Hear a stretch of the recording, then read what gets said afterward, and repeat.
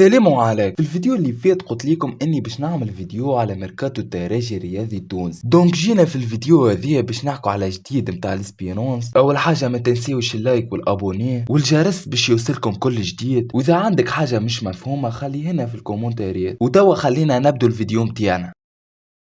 اول جوار باش نحكوا عليه واللي هو محمد وائل الدربيلي. في الموسم اللي فات الترجي شري اللاعب هذايا قيمه 250 الف يورو من الاولمبي البيجي. وائل في الفتره الاخيره طلب انه يفسخ العقد مع الترجي، خاصه بعد ما وصلوا عروض من نجم الساحلي والاتحاد المونستيري وزاد عرض من نادي ستيف الجزائري، لكن الترجي رفضت واقترحت عليه انه يلعب مع مستقبل سليمان، واحتمال كبير برشا انه باش ينتقل في الاسبوع هذا.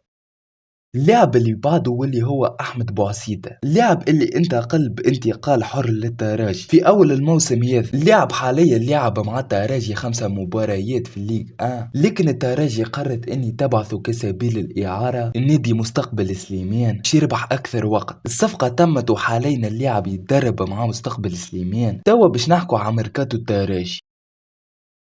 اللاعب الاول واللي هو جاك ديارا، اللاعب اللي شريته التراجي بقيمة 170 ألف دولار من نادي البوركيني ساليتا، وبعديك عطاته إعارة لمستقبل سليمان ونلعب معاهم في الموسم هذه 9 بارتيات في الليغ 1، سجل فيهم 2 أهداف وصنع هدف. اللاعب في وقتنا الحالي قاعد يتدرب مع التراجي. وتوا خلينا نتعدوا للاعب اللي بعده،